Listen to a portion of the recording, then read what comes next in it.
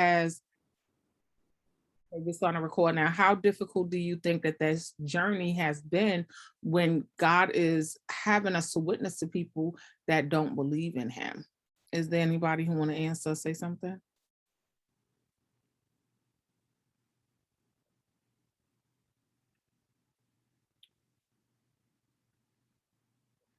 Okay.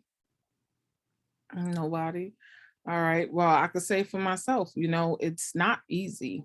It's not easy.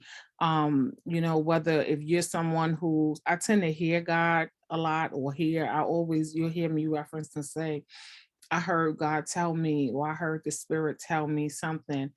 That's hard to tell somebody that when they may or may not believe. It's almost like a test to your it's almost like a test to your faith to go out and be able to bear that kind of witness, especially when you face opposition. I even, said last week, it's not easy to present to anybody anything when you're not sure of how they're going to receive things, so it's not easy being a Christian. It is not easy confessing, Christ to people. Is definitely not easy trying to witness and win souls for Christ, or at least at minimum plant the seeds. We do deal with a lot of rejection, and so that's what I believe we see in Exodus happening, and there's a lot of back and forth because it's not easy. Can anybody say what is the Great Commission? Does anybody know what it is?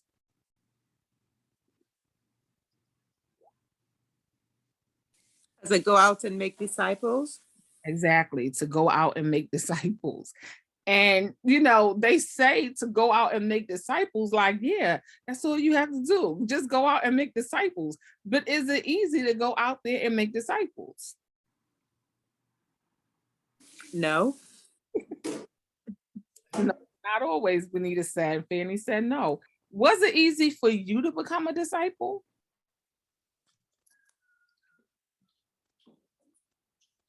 Anybody want to answer? Hi. So, I don't necessarily consider myself a disciple. I just bring up God in my everyday conversation. So I guess that is being a disciple.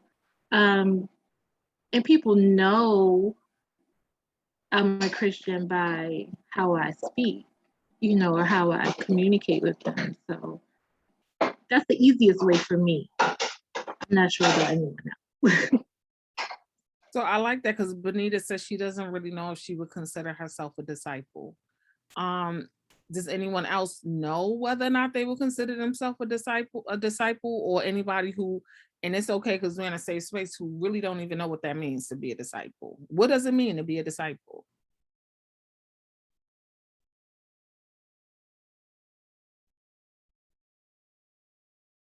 Okay. To go to war for what you believe in.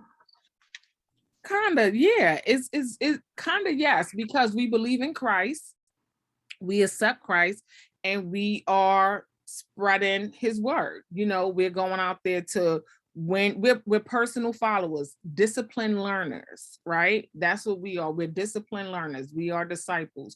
We're going out there. We are followers of Christ. And this is what Christ did. He went and he spread the news, right? So when Benita says, and in a sense, it is a war, because it's almost like trying to get somebody to come on your side, we know from very early on, you have a choice between, good and evil, heaven and hell, to be a follower or not be a follower. And, it sounds, or it might, let me ask you, does being a disciple, if I say, are you a disciple, or what does it mean? Does it sound like a big grandiose thing to you to be a disciple? Or does it sound like something that's simple enough? No, um, it sounds very important. It's an important title. People run from that. Mm-hmm. Yeah. That responsibility. That's what it sounds like, responsibility. Okay. It does. And it is a lot. It is a lot.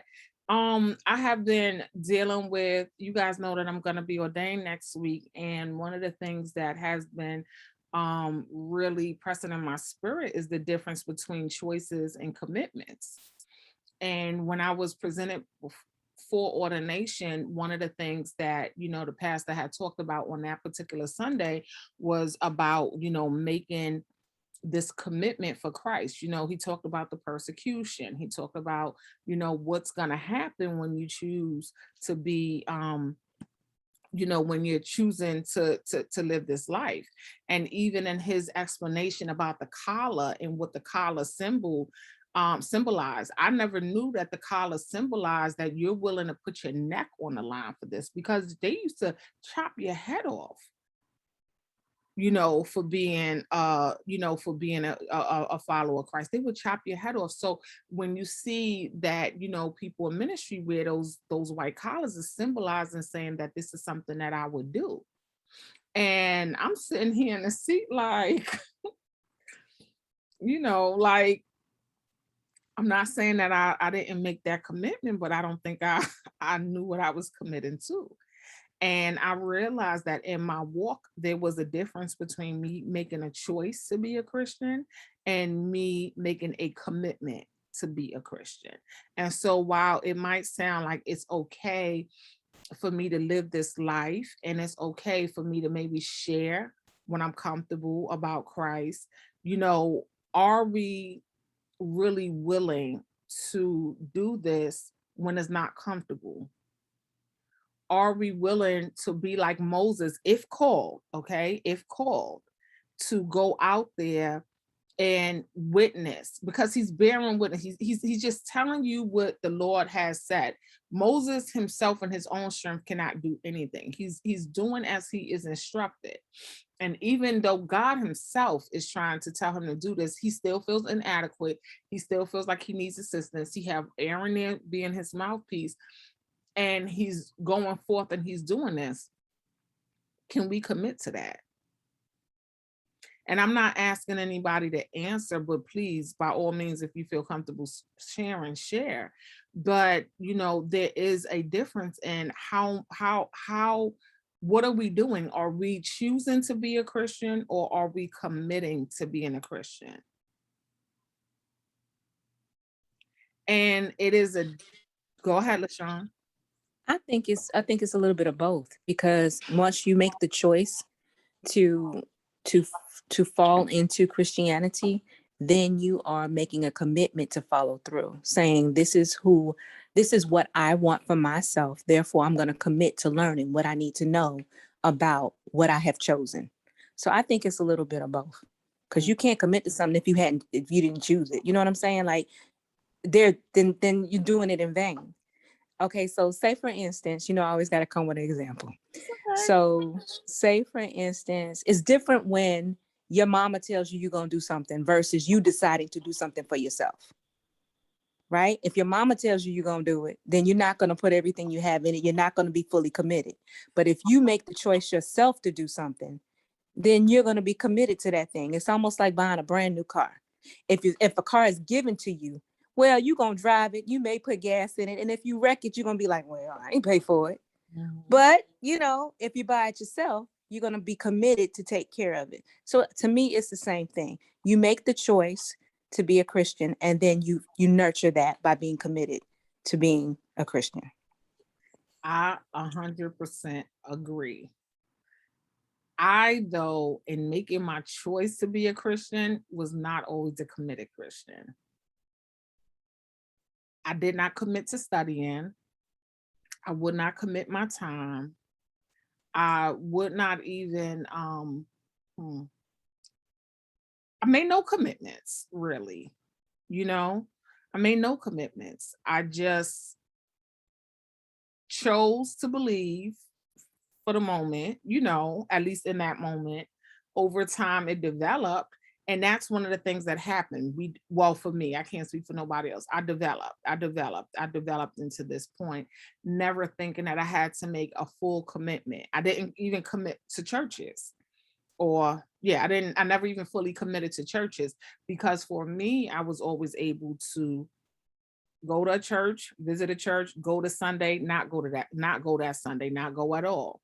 And so I just realized within my own self, that I didn't really make full commitments or any commitments.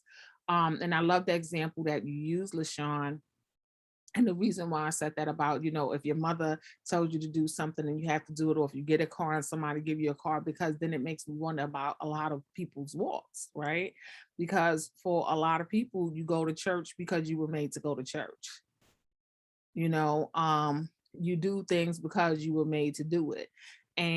But how much of it is you and your whole heart to do it? At what point for someone, and I'm not saying because I know what happens, but at what point is there like, okay, there's a difference between me being raised in a church and going to church every single Sunday, and that's been instilled in me. And now I don't go, I go because I want to go. I go because I want to be there. I go there because this is what I believe in. This is what I choose.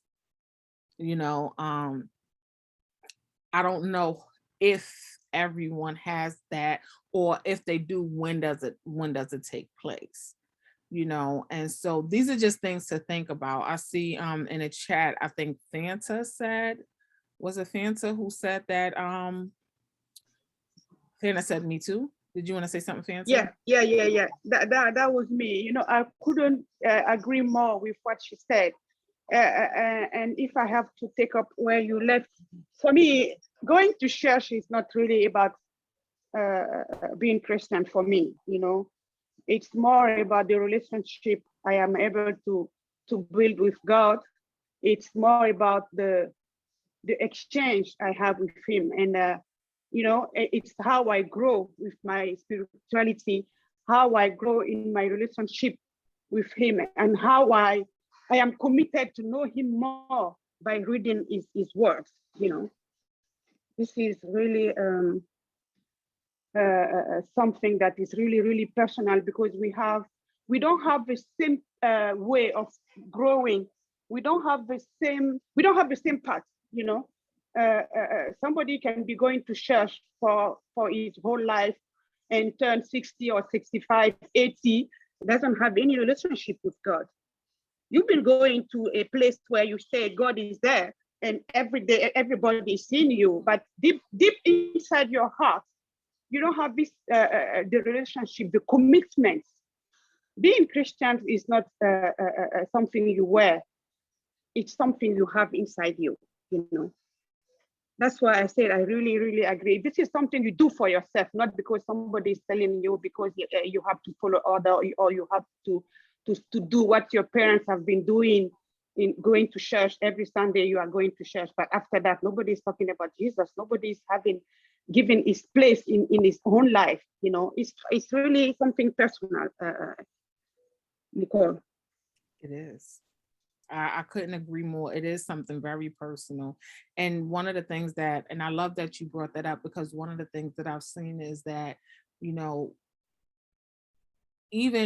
in being a disciple, remember that it's personal. When you tell somebody something, just simply mentioning God to somebody might be enough. We don't have to be the one. We might never see, the result, the fruits of our labor in witnessing to somebody. We just might not. I had a discussion with someone the other day, and I told them, I said, I remember when I was living in New York, and there would be people who would get off the bus all the time just to share, witness to me. And I thought that it was really crazy, to the point that I remember asking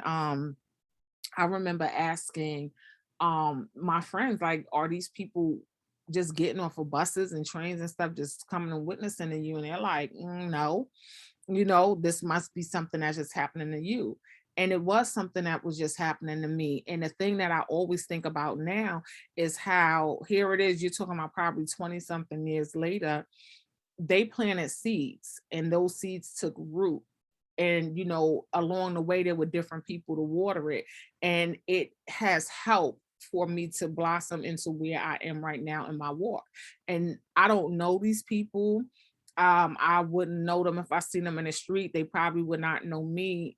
They never was able to see what produced from them planting a seed, but they were just being obedient, and they just planted the seed. And so with that, being said, all you can do is plant the seed. If that's all that you're called to do in that moment is plant a seed, you just plant a seed, and so you're just a disciplined learner. What does it mean? Sometimes we want to do our own thing. We want to get knowledge, and we want to run out, and we want to tell the world, and we want to see people change, and we want to see things manifest. But is that us, or is that what God is telling us to do? Because in that process of witnessing and in that process of bringing people in, there might be something that you're learning as well. And I think that as we're getting ready to go into the text, with Moses, Moses is learning a lot, along with, well, Pharaoh haven't probably learned a lot yet, but he's definitely, Moses is learning something in this process as well. We're steady growing and we're learning, and and so there will be times when you go forth and times when you don't go at all, but listening when to go. You want to be eager sometime, and you overzealous, and of course it's natural to have that passion to see your family saved, to see your children saved, to see your husband saved, to see. I'm at a point now where the people that have hurt me the most, I want to see them saved. I don't want to see them hurt. I want to see them saved. And the reason why is because I want them to have a personal conviction about their wrongdoings. I want them to be so uncomfortable in their wrongdoings that they change. And so, for me, wanting to see somebody saved, that is important to me at this point. But you might not be the person to see it come forward. So to bash it in somebody's head, we might be eager to do it. But, we're learning something here. We're learning how to listen. We're learning how to, just listen to the Lord and do this how he tells us to do it, how to walk with him, we're learning from him.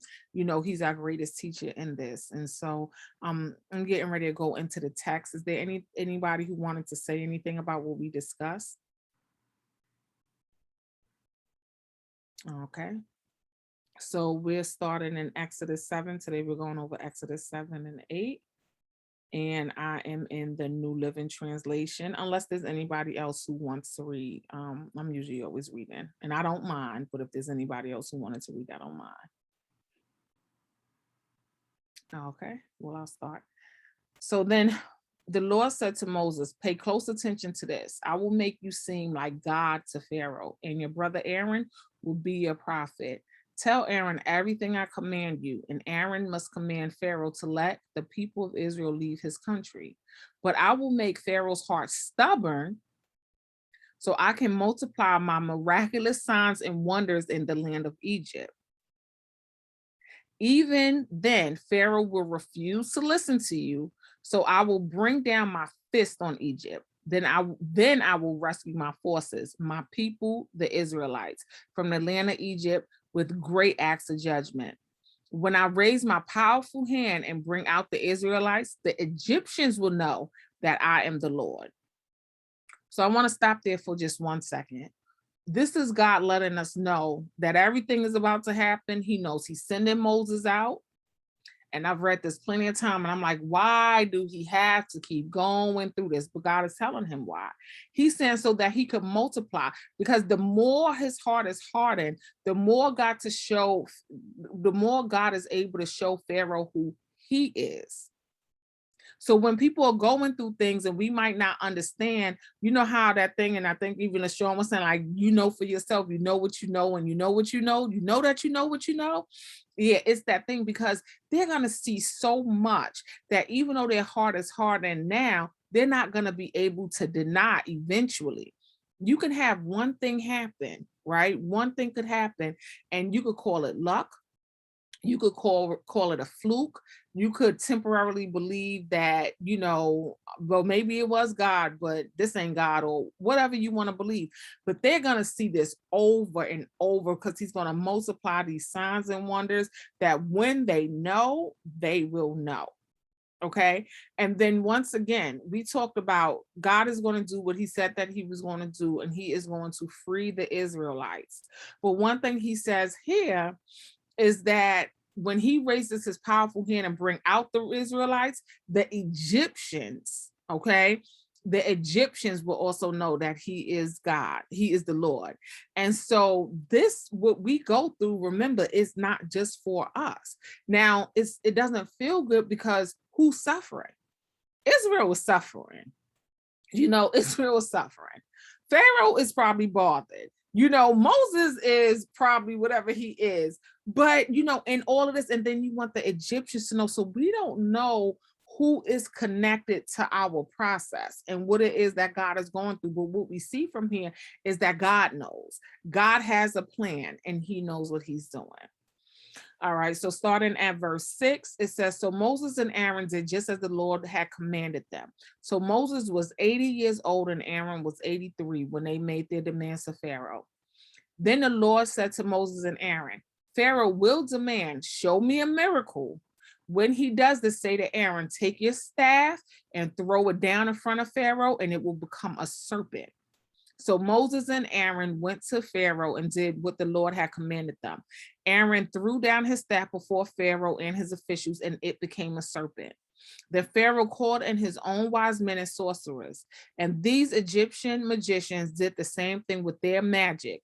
They threw down their staffs, which also became serpents.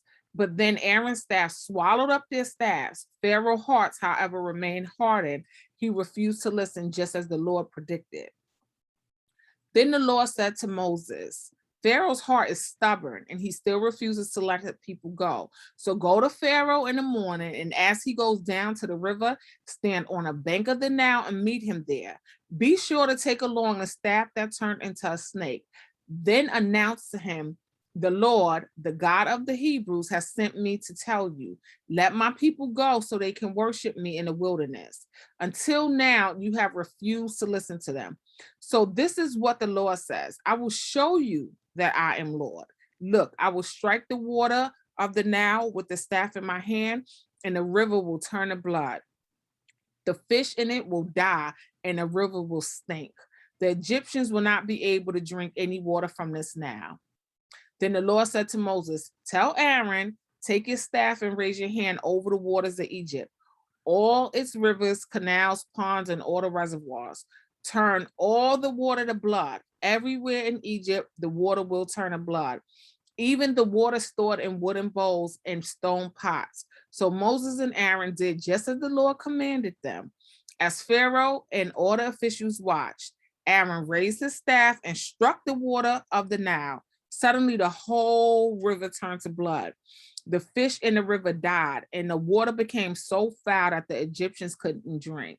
There was blood everywhere throughout the land of Egypt. But again, the magicians of Egypt used their magic, and they too turned the water into blood. So Pharaoh's heart remained hardened. He refused to listen to Moses and Aaron, just as the Lord predicted. Pharaoh returned to his palace and put the whole thing out of his mind. Then all the Egyptians dug along the river bank to find drinking water, for they couldn't drink the water from the Nile. 7 days passed from the time the Lord had struck the Nile at this time. So what happened to Pharaoh once the magicians were able to do this? He wasn't convinced. And He why? wasn't convinced. Because his magicians could do the same works or acts of quote unquote God, their God, Moses and Aaron's God. So he thought it was another trick pony.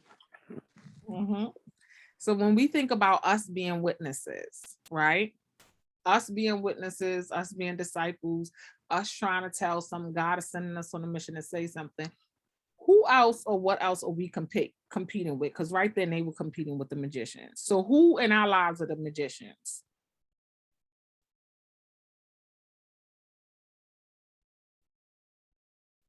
Do I need to rephrase that, or nobody just don't want to answer? Well, sometimes your job could be a magician because you feel like I got the money because as long as I work, I can get it. Your insurance could be the magician because, okay, if I have homeowners insurance, something happened to my house, then, my insurance will cover it. So just various things like that. Sometimes people in your life, they might give you the money or the whatever it is, make you feel better, help you to get your car fixed, just whatever you're going through. They could be the magician. Mhm. I love those For examples. me, in my own case, the magician will be the doctors. You know, the doctors caring for my daughter. These are the magician in my life in the situation that goes close to Moses' situation is the doctors. All the medical personnel taking care of her, her teachers, everyone that I've seen her in this condition, they are the magician, because the way I see her, they only see what the eyes are showing them. You know what I mean? Mhm. In my condition, I would say all these people are involved in her care since the past 5 years. These are my magicians. Mm. I kind of like that as an example. And the reason why I say that is because, you know, God has blessed medical professionals to do a great job, right? I thank God for it. But there comes a time when what they can do is limited, right? Um, maybe even within their own beliefs, right? And so it might take us believing in God, and we talked about it quite a few times in this, in this setting where we have talked about um miracles that have happened. The doctor's telling you one thing, and then one lady had talked about with her son and her husband having the faith that he had. I think it was like last week, if I'm not mistaken, or the week before, where someone has shared about what they had gone through, with their own cancer. And so at some point, yeah, we can definitely be, I'm not going to say have our hearts hardened, but we can um just believe in whatever the magicians, what they're able to do. But they are only able to do what they're able to do. They're never able to do what God can do. And even Miss Rhonda, great example, our jobs. I think about all of these celebrities and stuff that follow, maybe don't believe in God, or follow certain types of fad religions, or whatever it is that they follow. And I think about, I guess, if you have everything, how much harder it is for you to really feel like you need the Lord, or do you feel like you are in need, or God can do something for you if you think that you have everything. And so, yeah, there can be a lot of magicians in our life. When I think about even, people who prophesy things to you, I think, well, wow, how do people know the difference between somebody who's prophetic and somebody who's, not like a fortune teller, or somebody who might, read a poem or do something like that? To them, it still might be the future. There are a lot of things that we tend to involve ourselves in because it gives us the money quickly, it gives us results quickly. Why should I do this and I could do the same thing? I had a neighbor who called me a couple weeks or a couple months back, actually, and was telling me that, somebody had turned them on to something, saying that the power is within them. And one of the first things they said is, churches have been lying to us all of our lives, like, you don't have to believe in God, because as long as you believe something, then you can get it. And, like, kind of like that law of attraction thing. And I'm like, wow, we've never had a deep conversation really since then. And I was like, yeah, one of the first things that came to my mind is, I've seen you not even be able to get yourself out of a bad emotional state. I believe at some point, yeah, the power, I believe in self-efficacy. We believe that we can, so we do. Yeah, that's the effort that you're putting into something, and it's great, it's wonderful. People can do things, God send people to help you, but we can't look to those people. And that's why, even within my own self, in my own life, I've had to learn how not to want to run to somebody's aid all the time. There are times that, I know that somebody could be in need, and I know that I have, and I want to be the person to give to them. But if I give to that person, is that something that God is telling me to do? Because eventually, if you see that there's a pattern, this person is coming to you, coming to you, coming to you, you know, are they looking at you, or do they see the God in you? You know, is this you, or is this God doing something? And we need to learn how, like, pray for everything. Like, God, what are you telling me? What do you want me to do in this situation? Because we can be the magicians. Anybody have anything to say about that?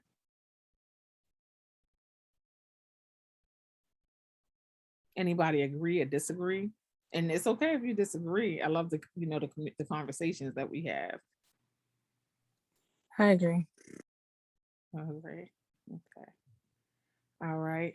And so I'll move on with that. But you know, we Hold on, I'm sorry. I wanted to make one comment. Mhm. It's crazy. Your phone is breaking up.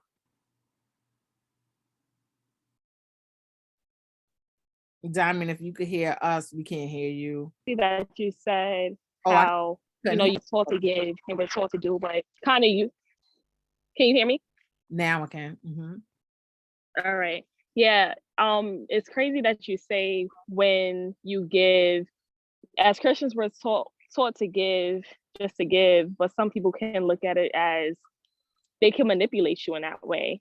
And as a Christian, sometimes you can think, well, I'm taught to give, that's a Christian way to do. But like you said, they will kind of look at you as a magician instead of God's work. So I just have to agree. Yeah. And by any means do I not, because there's some people that truly have a spirit to give. I remember once me and Lynn, she's not on right now, and she talked about someone, I think she said the gift of giving, because I think if you ever take the spiritual gifts assessment, I don't know if anybody in here has ever taken a spiritual gifts assessment. And I know that they do measure you when it comes to giving, because giving can be a gift for somebody. And I remember saying, well, I don't mind giving to a point, you know, and she said, yeah, but there's some people who really have a gift of giving. You know, they will bless you with giving, you know, it's on their heart to give. There are people that will give everything, you know, the Lord will tell them to give all of their stuff. You know, and so then there's some people that are not taught to give in that way. There are people who will give of their time, you know, people who will give of their talents, people who will give of their money. There's some things we are absolutely supposed to give as Christians. You know, there's a minimum standard, but you know, in some cases, are you doing this to get somebody? Are you an enabler? You know, are you a comforter? You know, are you trying to pacify somebody? Are you trying to make things just easy for somebody? You know, are you blocking? And I hope that I'm not wrong in what I'm saying is when I'm saying this, but are you blocking someone from learning for themselves? Because that was kind of the consensus in here, right? You know, earlier, that our walk is personal, right? We need to know this for ourselves. And so, you know, are we, where do we stand? What are we supposed to do? And I guess that's what is kind of coming to me as we go on with this, like asking, like, what is it that we're supposed to do? Because God himself said, you know, when we saw in chapter 7, there's a reason why he's going through all of this. He is making Pharaoh's heart stubborn so that he can multiply miraculous signs and wonders in the land of Egypt. You know, I think that, I know for me, I can't speak for anybody else. If I know an easy way to get out of something, I'm out of it. I don't really want to keep going through the same thing over and over and over again. But in this particular case, God is going to have them go through all of these plagues and go through all of these things because he's trying to show them something. So if you're somebody who just want to step in and save somebody or comfort them or cover them all the time, what if God is trying to show them something? I don't know if it's, you know, I don't know if you've ever been through anything, but I've been through some things that I've gone through more than once, and it got to a point like I used to cry a lot, and I used to be like, I don't want to go through this. I don't want to experience this. And then I remember going through something so devastating once that I said, I am not rushing myself through this situation. I want to feel every bit of this devastation because I don't want to go through it no more. So obviously I never learned the first couple of times what God was trying to show me. And so therefore I found myself going through it again and again again and again until instead of me taking cover, instead of me finding the easy way out of the situation, I decided, you know what, I'm just going to feel this thing. And I'm gonna feel it. I'm going to do something different, and I'm going to feel it because I really don't want to go through it anymore. So instead of me not feeling it this time, I'm going to go ahead and I'm going to feel it 100% this time because I don't want to feel it again. God was obviously trying to show me something because I'm going through it over and over again. And I'll tell you something else. Before I got to that point, I was trying to find other people to soothe me.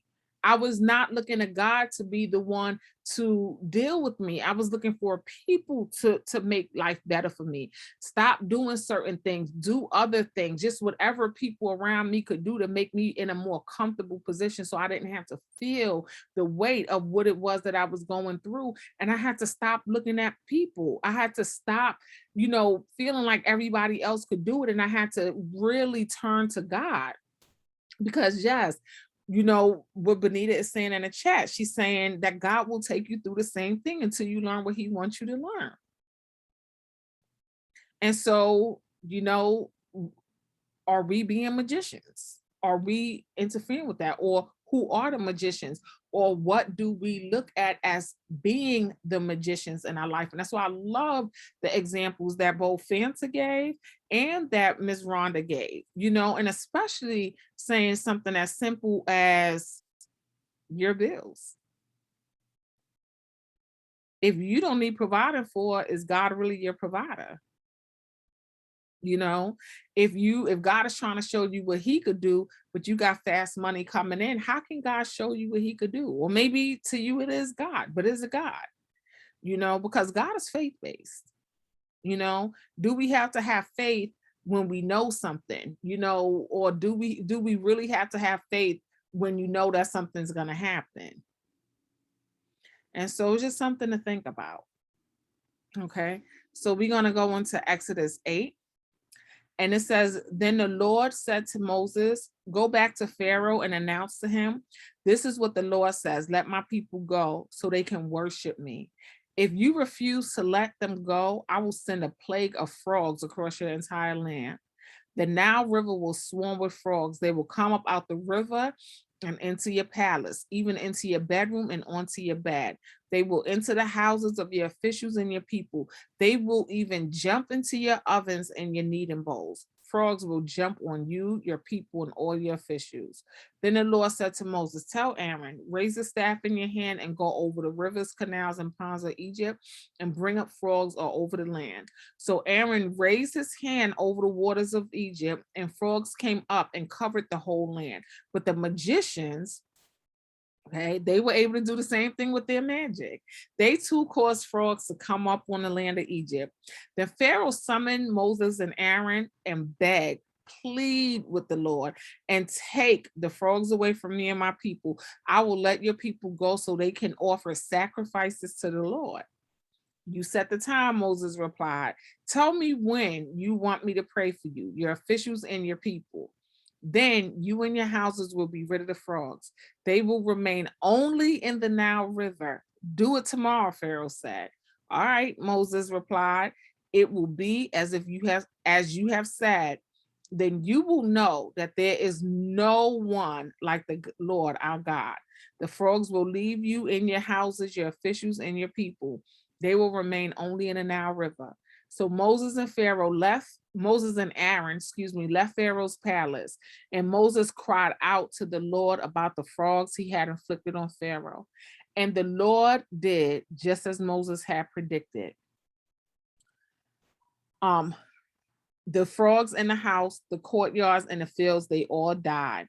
The Egyptians piled them into great heaps, and a terrible stench filled the land. But when the Pharaoh saw that the relief had came, he became stubborn.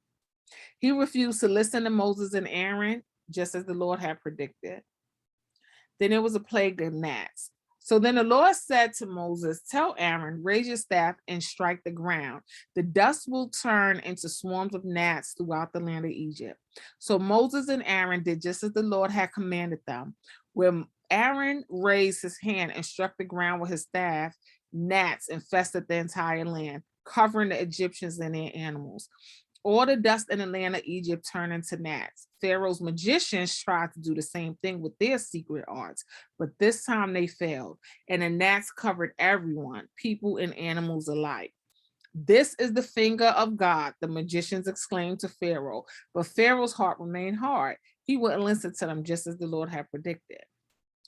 Then the Lord said to Moses, get up early in the morning and stand in Pharaoh's way as he goes down by the river. Say to him, this is what the Lord says, let my people go so they can worship me. If you refuse, then I will send swarms of flies on you, your officials, your people, and all the houses.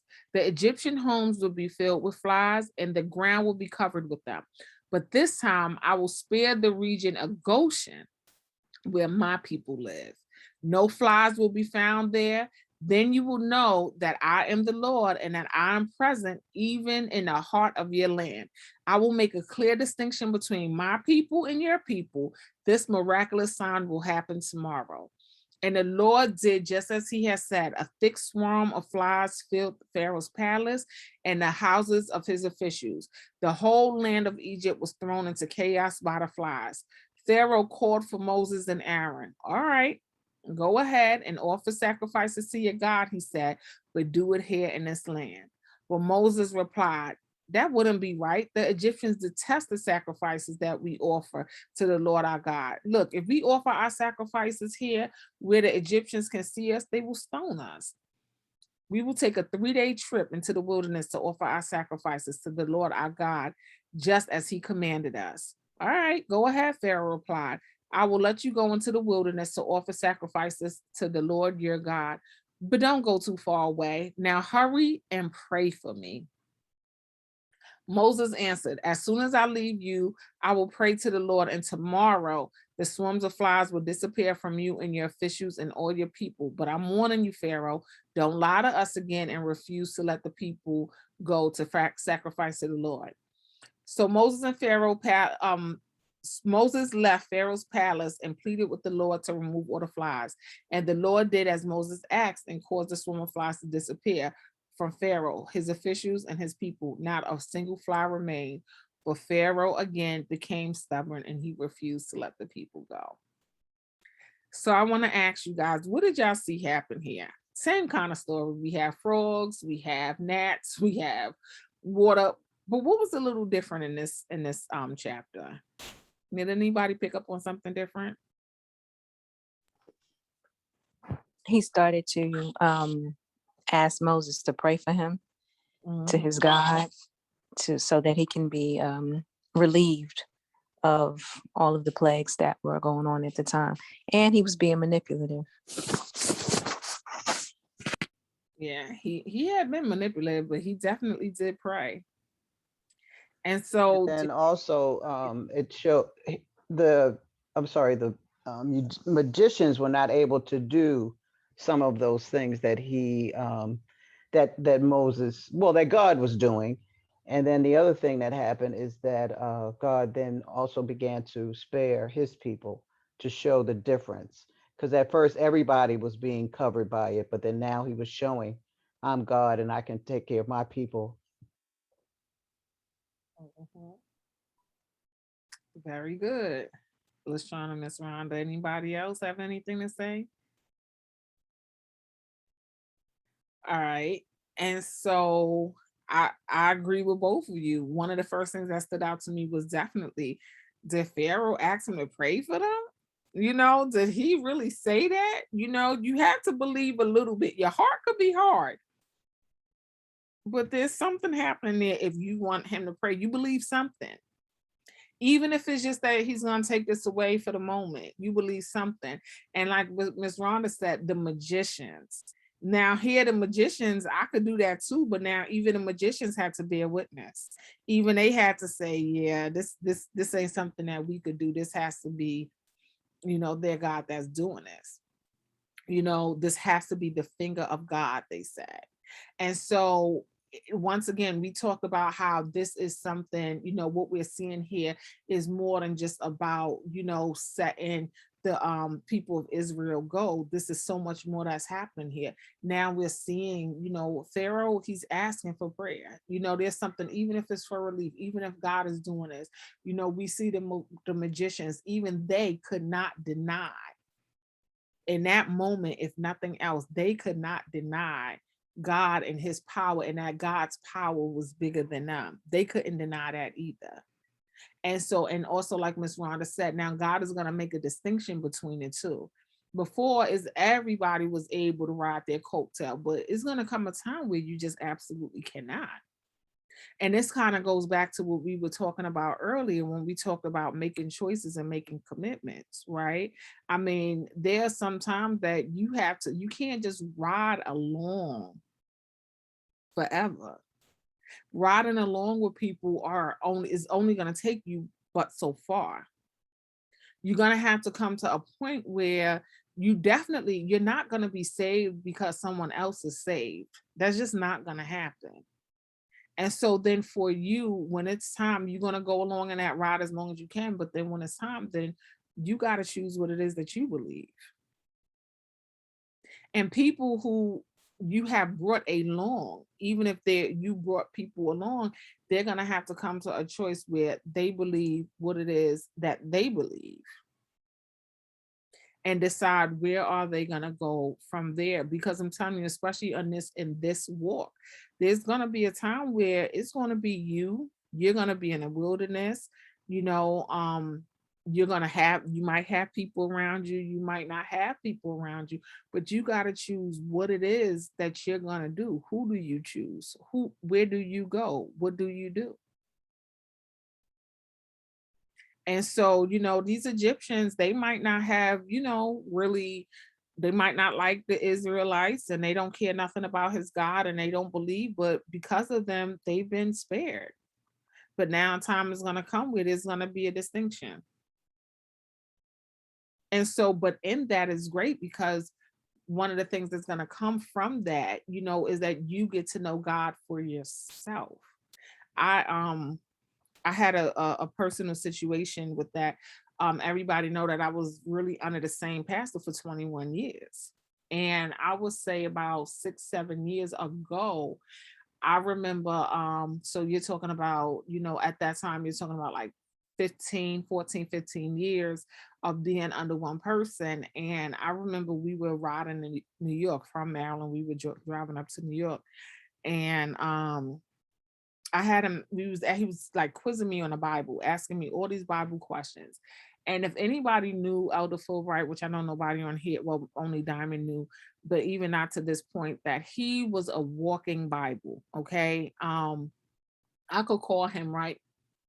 I would have been able to call him right now or after this Bible study, and I would have been able to say, Elder, this is what we talked about. And he said, yeah, you know, that happened in Exodus 8, or that happened in Exodus 7 around verse, whatever the verse was. It was a gift that he had, that he would hear it. And he thought that everybody had this gift. And I leaned on that, you know, because I didn't really have to look in the Bible. I'll call him. If there was something that I didn't understand, I would just call him and he could explain it to me. If I had a question before the Bible study and I'm like, wait, I don't really know what this means. Why did that happen? He could explain it to me. Well, this a couple of years ago, what wound up happening was that he was quizzing me on the Bible. And as I was going on my journey, I realized that I don't know the answers. You know, like I don't know the answers to these questions.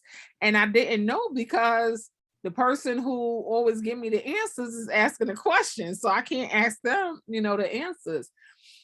And shortly after that, I got upset with him about something completely unrelated, which, you know, and I hate that time because, you know, I wound up not speaking to him for some time, but I thank God for that time because in me calling myself being mad, I was not going to break down to ask him any Bible questions. And it's silly when you think about it now, but I was big mad, you know, at something real stupid, but it had to happen because one thing that I will say is that in that time of me disconnecting from him, I was no longer able to be dependent on him. And for the first time in 14 or 15 years, was probably like, yeah, 14 or 15 years since I began my walk. And I made, I made this commitment or this choice or whatever to follow Christ. I never allowed myself to walk alone. And I never fully committed to actually learning, getting in the word, having an understanding for myself. I did not. And so now I was forced to. I was by myself. And it was in that time that I finally start learning how to pray for myself, go to God for myself, develop this relationship with God that was just me and him. And so when I, broke down and apologized and, and start talking to Elder again, it was a thing where I was different. I was less dependent. And I had developed my own relationship. And even within my own self, my talk was different. My walk was different. My level of commitment was different. My level of faith was different. And it was different because I did not have him to depend on. In a sense, he had been my magician, and so I thank God for that time because it prepared me for the day when I wouldn't have him no more. And so, one of the first things that I thought was like, oh my God, what's going to happen? Like when he died, what's happened to me spiritually? I don't have a covering. I don't have my teacher. I don't have my, I don't have all of this. But you know what? But I have God. I have my own relationship with God. I have my own ability to read. And that's one of the reasons why I do this Bible study every single week. I do this because not for you, but I do it for me too, because this is the only real commitment that I make, and not just a commitment, but a commitment to even being attentive.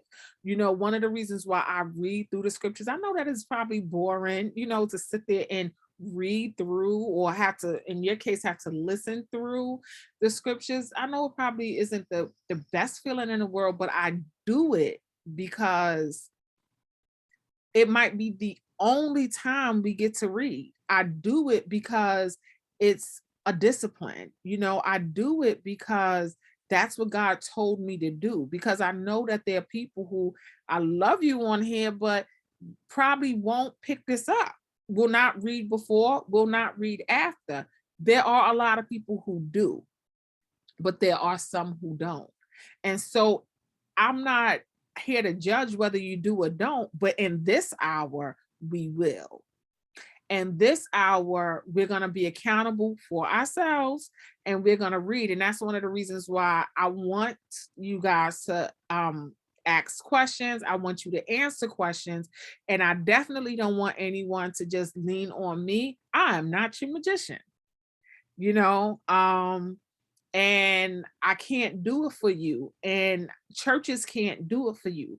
People can't do it for you. We got to do it for ourselves. We have to be in relationship with God for ourselves because we don't know what's going to happen. And so that's why I show up every week. Last week I was in Las Vegas. I did it. If I can do it, I'm going to do it. And it's because I need to do it for myself. I want to do it for you guys. I do. I love the fact that we can do it together. And, but really we have to develop this relationship with the Lord. And if this is the only 1 hour a week that we get where we could really sit down and we commit ourselves to reading this word, because life happens, things, we could have the intentions on doing, I'm going to do this every morning at 6 o'clock. I'm going to do it every evening at 6 p.m. I'm going to do it before I go to bed, but then I go to sleep, but if we just, say, okay, this is my time, this is when I do it. Even if you take 5 minutes after and just reflect on it. I've had conversations with people that's on, afterwards, they say, well, God had me go through this all over again. And this is what I got. But thank God You know what I mean? Thank God for that. And if this is all that we have and all the time that we have to do it, then we just got to do it, because we have to have that relationship for ourselves. We have to know this word for ourselves. We absolutely have to. You could be at a point that this is all you have, and you better know that thing in your heart. You have to know it in your heart, and you have to know it for yourself. The word has to make sense to you. I can't quote scripture, but I can understand it only because I applied to my life and I know it. So I know, like, if this looked like something that I read about and I know that God did that, then I know that he's going to do this. And so it makes it easier. So I know that if he's having me to witness to people, I know if he's having me to talk to people, I know if he's having me to text people every week and ask them to come to a Bible study. And some people absolutely don't want the text. They have no interest in coming to a Bible study. But if that's what God is telling me to do, and I still have it on my heart to invite this person and invite that person, and they keep rejecting me, I still got to do it. Why? Because I could look at Moses and I could look at what God said, have Moses do, and know that, you know what? God knows I don't, but what am I going to do? I'm going to choose and commit to being obedient. And so that's what I do. That's what we have to do. We could only maybe take it one step at a time. For some people, looking at a huge commitment can be very overwhelming, and it can really trigger people to run. It could trigger a lot. But if you just look at it, one moment at a time, one step at a time, we'll eventually get there. So that's all I have. Does anybody have anything that they want to say for as we end this? I think I just want to mention something when you were talking about being or helping others and being what was the word you used? What did you say? I don't remember. Oh, you said we were being you just said it. I can't. Oh God, somebody help me. We were being Was it enabling? enabling, right, in so many words. Thank you, Ms. Ronna. Enabling, when we were enabling others. I believe sometimes we are charged to help people. When people come to us and ask us for something, then we're charged to help that person. It's not for us to ask why or how or question, but they could have gone to anyone. But if they come to us, then we're charged. And sometimes in the midst of that, the other side of that is we have to live in expectancy, right? We have to expect God to tell us what we should and shouldn't do. Expect God to be present in the midst of. We have to have expectations. So I guess what I'm trying to say is, even if we don't know why we're doing something for somebody, we have to expect that God already knows that we're doing it, and that He will give us the answer, or He will help that person figure out what they're supposed to do. Am I making sense with what I'm trying to say? Okay. So I just wanted to bring that back because I was thinking about that while you were talking. And I'm like, but I don't know about being a crutch. It's not always a crutch, because sometimes you're positioned to be there for whoever came to you and asked for help. That's just my thoughts. So I didn't want to get off the phone without, the Zoom without mentioning that, because that's what came to me. So I'm done. I don't want anybody to think that I'm happy you did bring it up, because I don't want it to be a thing where it came off as though I'm saying that if you help somebody, you're the crutch or you're the magician and you're standing in for God. That wasn't the way I intended it to come out. But in some cases, especially when I think I was more speaking to wanting to rescue, that need to want to rescue somebody all the time. And you might be a person who God is calling to rescue somebody all the time. And there might be a lesson in that. The lesson could be just to show how, whatever it is that God, I can't think of anything right now, whatever the lesson is, but there are some cases in which I'm speaking of somebody who want to have a thing where I want to save you all the time. I want to save you. I want to help you. I want to make it easier for you. That doesn't, and it's not to say that God is not calling you to do it, or he is calling you to do it. But there are, like, when you see people who you say they will not grow up, they won't people who won't grow up, or you won't get a job, or you won't do this, or you won't do that. Well, if you're making it easy for the person, if you're always saving them, if you have a child who's not paying their rent, and you know they won't pay their rent, and they won't pay their rent, and they won't pay their rent, and you're paying their rent, paying their rent, paying their rent, and you are stopping them from being evicted. I'm not saying that that's not what you're called to do. I'm not questioning whether or not that's something that somebody's called to do. What I would wonder is, are you stopping them from learning the lesson that when people don't pay their rent, that they could be evicted?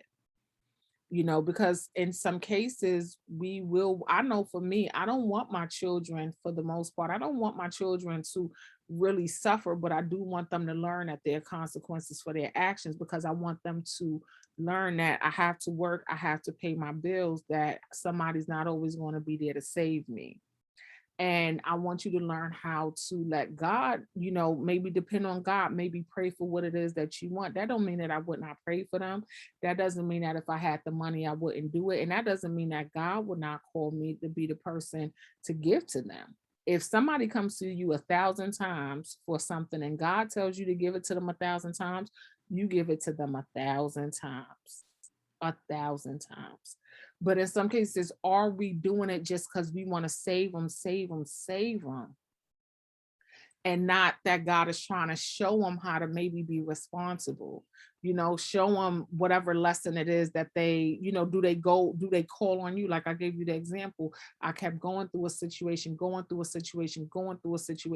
looking for those around me to make me comfortable so that I wouldn't feel the effects of what I was going through, until I got to a point I realized, well, I keep going through this. So obviously what I am going to for my help is not working. I had to stop for a second within my own self, not ask for help out of it, but really sit there and say, well, God, what are you trying to show me? And in that, I had to learn a lesson. So by no means am I saying that if somebody helps somebody, they're an enabler. I'm not saying that, but I'm just saying when we find ourselves going through, like we see this that's happening here, you're going through something and going through something and going through something, based on what we're reading in Exodus, and this might not pertain to your situation, but in Exodus, God was trying to show him something.